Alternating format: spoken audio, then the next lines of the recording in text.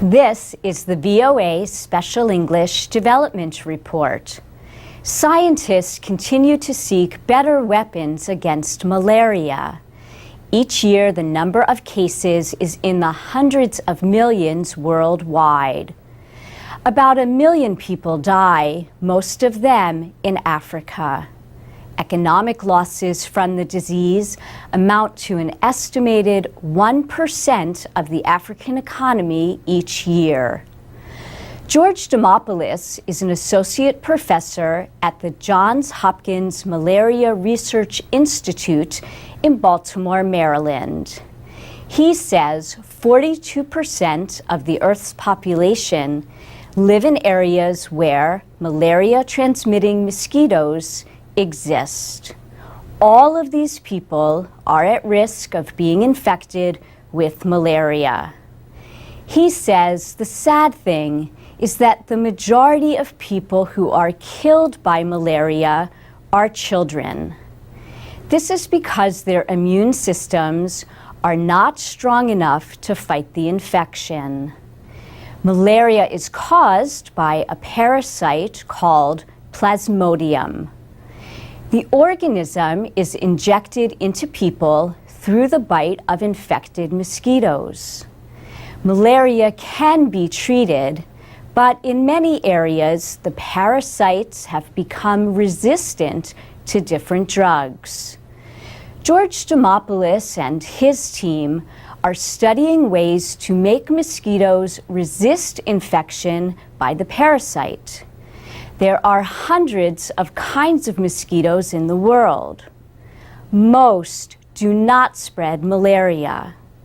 Some have immune systems that kill Plasmodium. He says researchers are interested in the immune reactions that are responsible for killing the malaria parasite. The researchers have developed a way to make genetic changes in the 3 mosquito species known to spread malaria. The changes cause their systems to attack the parasite, blocking its development. Other researchers are working on ways to spread these genetically modified insects among mosquito populations. Professor Demopoulos says there is still a long way to go, but current malaria research is highly promising. A new vaccine is in final testing. So far, it has proven effective at preventing the disease in half of those vaccinated, which is more than ever before. And at the Malaria Institute at Macha in Zambia, researchers are developing an easier way to identify malaria. The test uses saliva instead of blood to diagnose the infection.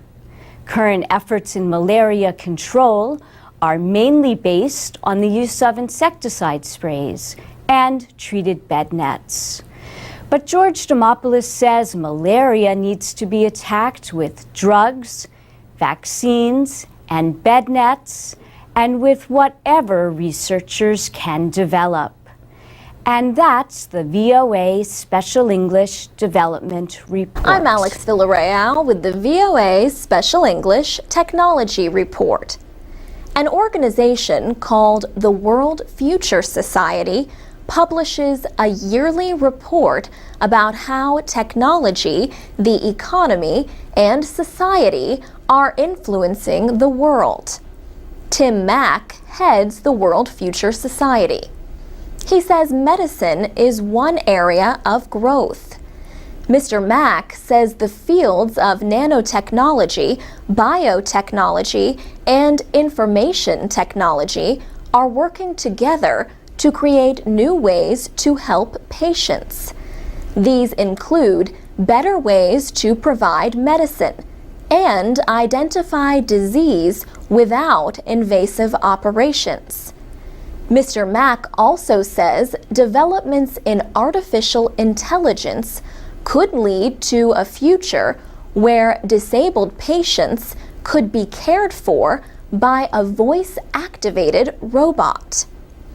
The World Future Society also publishes the Futurist magazine. Every year, it examines developments in technology and other areas to predict the future. The magazine released the top 10 predictions from the Outlook 2011 report. Several of the predictions dealt with technology. The report said internet search engines will soon include both text and spoken results. It said television broadcasts and other recordings could be gathered using programs developed by the Fraunhofer Institute for Intelligent Analysis. Outlook 2011 also examined refuse collection. It said industrial nations will send much more waste to developing countries. This will cause protests in those countries. In about 15 years, developing countries will stop accepting foreign waste. This will force industrial nations to develop better waste-to-energy programs and recycling technologies. The report also had a prediction about education. It said young people use technologies for socializing as well as working and learning. So they solve problems more as teams instead of competing. In this way, social networking is supporting different kinds of learning outside the classroom.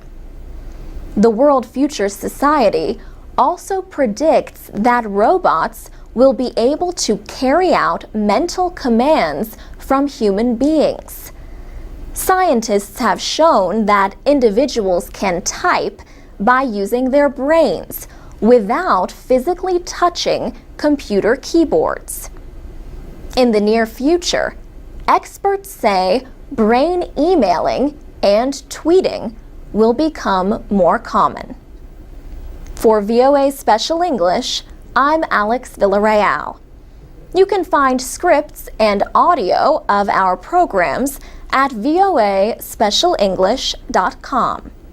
We are also on Facebook and Twitter at VOA Learning English. I'm Alex Villarreal with the VOA Special English Technology Report. The world has almost 7 billion people. At least 2 billion are expected to be on the internet by January. New growth is mostly from developing countries. Yet only 21% of their population is online. A group called the World Wide Web Foundation is working to make the web more usable to more of the world. Tim Berners-Lee is the British computer scientist who invented the World Wide Web. He announced the launch of the Web Foundation last November. The group says many people can access the web but are unable to use it. The biggest reason is illiteracy. The latest United Nations report says almost 800 million adults are unable to read or write. Even for those who can read, much of the information that is available on the web is not in a language they can understand. Tim Berners-Lee first proposed the idea for the World Wide Web in 1989. This was 20 years after Americans developed the first version of what we know as the Internet. The Internet is a network of networks. It lets millions of computers communicate with each other. The web is a major part. However, people now often use applications that are not web-based, like on social networks and mobile devices like the iPhone. Tim Berners-Lee created the World Wide Web as a way to help people share information. His early work brought the hypertext markup language, or HTML, used to create web pages. It also gave us the Hypertext Transfer Protocol, the HTTP before web addresses.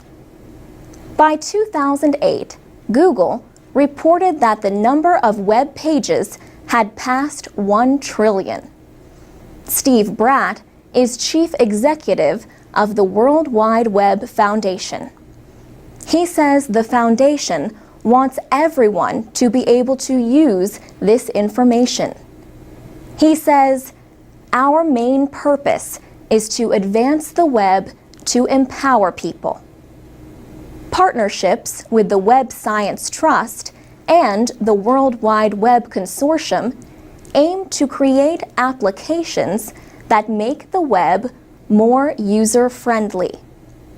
Steve Bratt says mobile technology is an important part of that work as more and more people use their phones to go online. He says, "We have to make the web a lot easier to use, even on the simplest and least expensive mobile phones." For VOA Special English, I'm Alex Villarreal. This is the VOA Special English Development Report. International Women's Day is celebrated every year on March 8th. Groups around the world use the day to honor the achievements of women. They also use the day to call attention to some of the major social, political, and economic crises affecting women and girls. Forced marriage, sexual abuse, poverty, and lack of education are among the leading issues.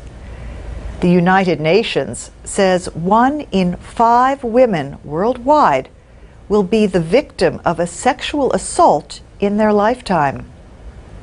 The agency says rape and domestic violence are a major cause of death and disability among women ages 15 to 44. And it says more than 130 million women around the world have had their external sexual organs damaged or disfigured. This practice is known as female genital mutilation. Poverty, food insecurity, and access to education are also major issues affecting women. The United Nations says the majority of the world's 1.3 billion poor are women, and that women and girls in many countries lack access to education. UN Secretary General Ban Ki-moon says until women and girls are freed from poverty and injustice, the world's goals for peace, security, and sustainable development are at risk. National Women's Day was first celebrated in the United States on February 28, 1909. It became an international celebration in 1911. A year earlier, a women's rights leader suggested the idea at an international conference of working women in Copenhagen. Clara Zetkin said women around the world should set aside one day every year to protest oppression and inequality for women. More than 1 million women and men attended events in Austria, Denmark, Germany, and Switzerland during the first International Women's Day in 1911. The date for the observation was changed to March 8th in 1914 in honor of the first organized protest for women's rights. It was on this date in 1908 that 15,000 women marched in New York City to demand better pay, shorter hours, and voting rights. Several countries now celebrate International Women's Day as a public holiday. They include China, Russia, Bulgaria, and Vietnam. And that's the VOA Special English Development Report. Transcripts, MP3s, and podcasts of our reports are at voaspecialenglish.com. And you can find us on Twitter and YouTube at VOA Learning English. This is the VOA Special English Technology Report. Microsoft has announced its first tablet computer. The device, called the Surface, is designed to compete directly with the popular iPad. The computer software maker announced its new tablet in June at a media event in Los Angeles. Microsoft will offer 2 versions of the Surface. Each has a different processor. The Surface for Windows RT runs on an ARM processor. It is less powerful than the Surface for Windows 8 Pro, which uses an Intel processor. The RT is also thinner and weighs less than the Pro. Either tablet weighs no more than about 900 grams. Both have screens that are about 27 centimeters in size. That is a little bigger than the iPad screen. Microsoft has not said exactly when the new Surface will appear in stores, but it is expected to be sometime in September or October. This is about the same time that the company plans to release its new Windows 8 computer operating system. Brenda Estrella owns a laptop computer. She has been considering switching to a tablet. She says for her, the iPad is more of an entertainment device. In her words, if Microsoft is coming out with a tablet that actually you can type and actually do different things other than just swipe, then that would be better. Many technology lovers, including Catherine Clinch, are excited about the new device. She points out that the Surface stands by itself, so you don't have to buy a stand. Also, there is a keyboard that can also act as a cover. Those are all wonderful things, she says. But what interests her most is the potential to get rid of the netbook, to get rid of the laptop, to maybe even down the line get rid of the full computer.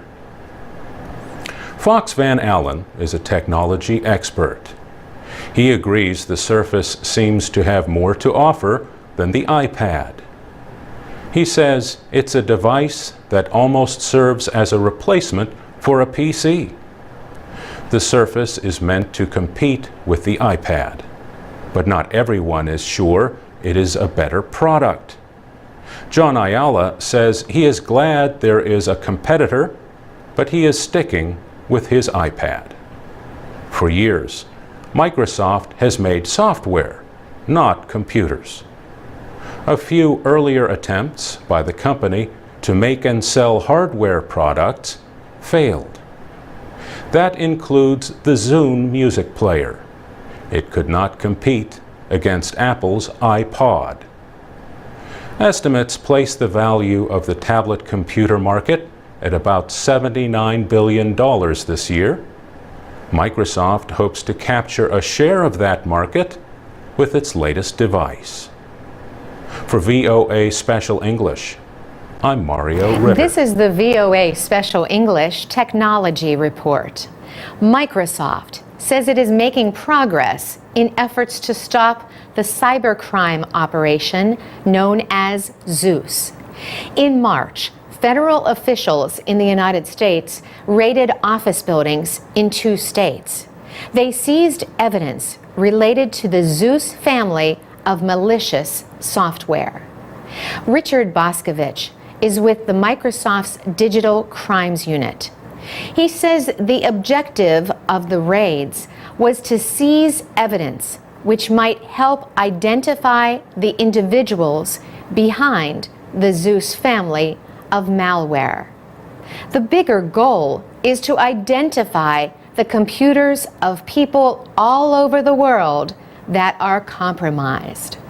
That means they have the malware on their computer, which is being used to victimize others, and they don't even know about it. Cyber criminals use Zeus to create a network of infected computers, or botnet, to steal personal information from computer users. Mr. Boscovich says the operation reaches around the world. He says this malware was present at any given point in time in at least 13 million computers worldwide. Malware means malicious software. It also can be called a computer virus or worm.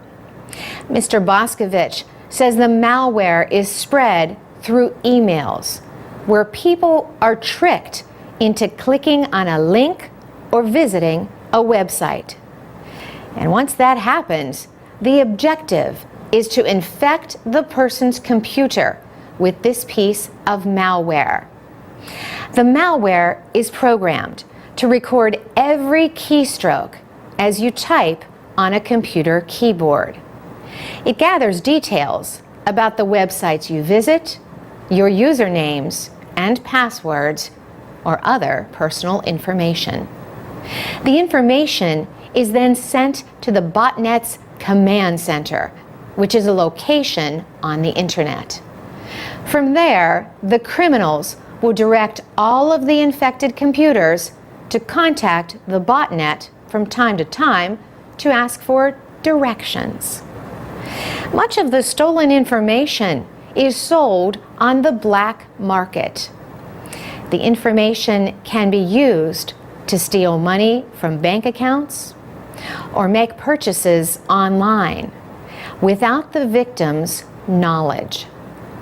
Officials say these malware invasions are one of the main causes of identity theft. Microsoft brought a case against the Zeus operation on March 19th. The company released the details of the case after the buildings were raided on March 23rd. Next week, we'll talk more about the raids, Zeus, and what Microsoft says computer users can do to protect themselves. We will also talk about other recent efforts to fight cybercrime. For VOA Special English, I'm Carolyn Prisucci. This is the VOA Special English Technology Report. More than 20,000 new products appeared at this year's International Consumer Electronics Show in Las Vegas, Nevada.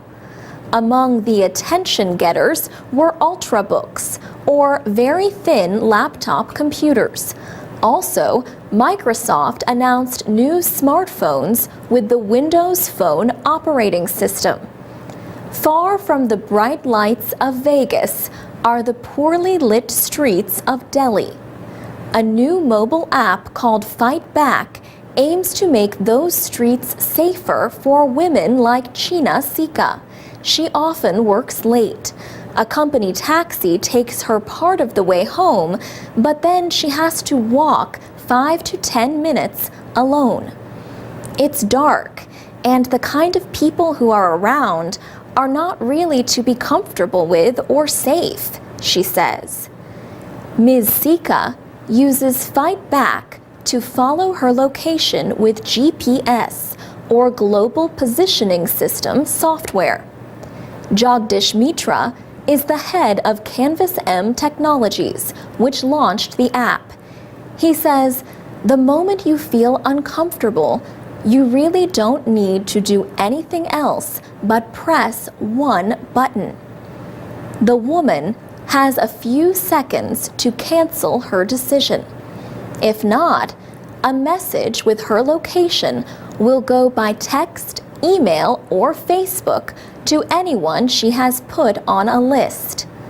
The location also appears on a map in the company's offices. But Mr. Mitra says his company does not serve as a public monitoring center.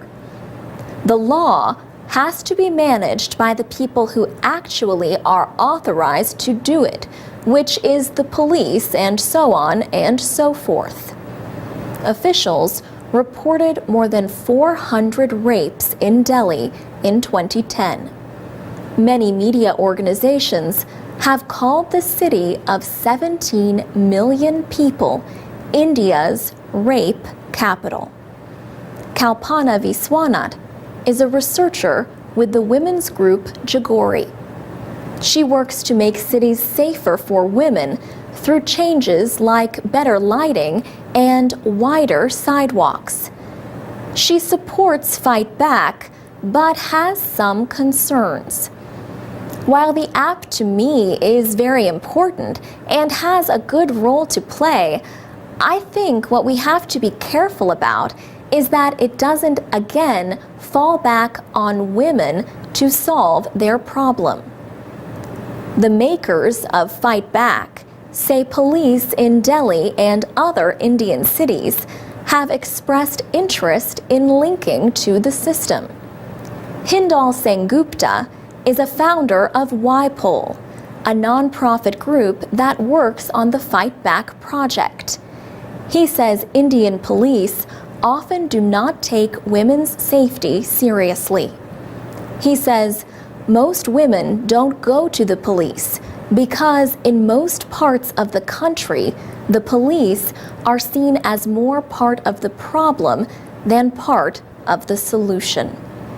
There's a video about Fight Back at voaspecialenglish.com.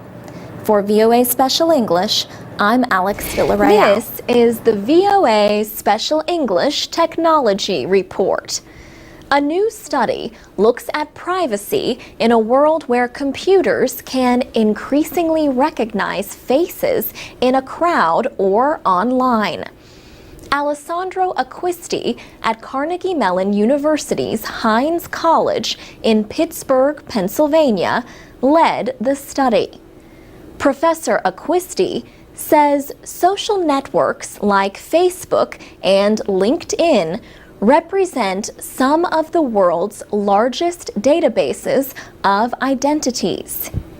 He sees increasing threats to privacy in facial recognition software and cloud computing, the ability to store huge amounts of information in data centers. The convergence of all these technologies, face recognition, social networks, cloud computing, and all these advances in data mining are creating this world where you can blend together online and offline data. You can start from an anonymous face and end up with sensitive inferences about that person. Recognition systems measure things like the size and position of a nose, the distance between the eyes, and the shape of cheekbones. The software compares lots of images to try to identify the person. Facial recognition programs are used in police and security operations, but the software is increasingly popular in other uses, including social media sites. For the study, the Carnegie Mellon team used software from Pittsburgh Pattern Recognition, or PitPat. Google bought that company last month. The software can recognize faces in photos and videos. The researchers did 3 experiments. First, they collected profile photos from a dating website. Its users tried to protect their privacy by not listing their real name. But comparing their photos to pictures on Facebook identified 1 out of 10 people. In the second experiment, the Carnegie Mellon researchers asked permission to take pictures of students on campus. They compared these to photos on Facebook. This time, they correctly identified 1/3 of the students. In the third experiment, they tried to see how much they could learn about people just from a photo. They found not only names, but birth dates, personal interests, and even locations when people listed them. And Professor Acquisti says face recognizers keep improving. In June, Facebook launched a facial recognition system to help users tag or list the names of people in photos. Germany became the first country to declare this software a violation of privacy. For VOA Special English, I'm Alex Villarreal. This is the VOA Special English Development Report. Humanitarian aid groups have promised to continue their work in Afghanistan after militants murdered 10 medical aid workers August 5th.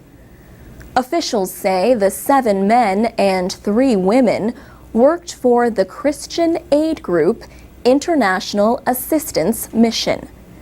They were returning to Kabul after a trip to Nuristan province to provide medical care and supplies. Those killed were 6 Americans, 1 German, 1 Briton, and 2 Afghans. The Taliban claimed responsibility for the attack. It accused the aid workers of being spies and spreading Christianity. Violence against aid workers has increased in recent years, even though international laws are supposed to protect them. 17 aid workers were killed in the first half of this year in Afghanistan. 19 others were kidnapped. In Pakistan, 7 aid workers from the Christian group World Vision were killed during an attack on their office in March. Officials believe militants were responsible for the attack. The Humanitarian Policy Group has been studying violence against aid workers for more than 10 years. The group released its latest report on the issue last year. Abby Stoddard works with the international research group Humanitarian Outcomes. She helped write the policy group report.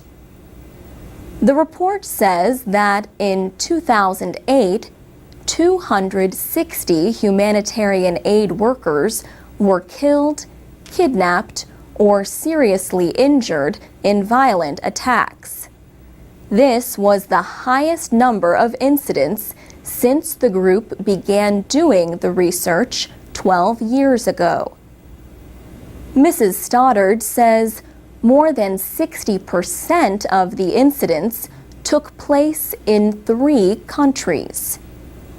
She said there has been an increase in major attacks against aid workers. But this has been driven by the extremely violent environments in Afghanistan, Somalia, and Sudan, especially the Darfur area of Sudan. Sri Lanka, Chad, Iraq, and Pakistan also had many cases of violence against aid workers. Abby Stoddard says ongoing conflicts in the countries increase the risk of violence against aid workers. Mrs. Stoddard called the recent murders in Afghanistan horrific, but she said they are not uncommon. She says incidents involving nationals instead of foreigners do not get the same level of attention. And that's the VOA Special English Development Report. You can comment on this report at our website, voaspecialenglish.com. I'm Carolyn Persutti with the VOA Special English Technology Report. A powerful earthquake struck the northeastern coast of Japan at 2:46 p.m. local time on March 11th. Japan's meteorological agency released its first tsunami warnings just 3 minutes later. The country has one of the best earthquake early warning systems in the world. There are more than 4,000 seismic intensity meters in place throughout Japan to measure earthquake activity. These meters provide information within 2 minutes of an earthquake happening. Information about the strength and the center of the earthquake can be learned within 3 minutes. Kostas Sinalakis is a tsunami expert with the Department of Civil and Environmental Engineering at the University of Southern California in Los Angeles. He said Japan is one of the most well-prepared countries on Earth in terms of tsunami warning. He said they had a warning. I think what went wrong is that they had not anticipated the size of this event. He said there are 2 reasons for this.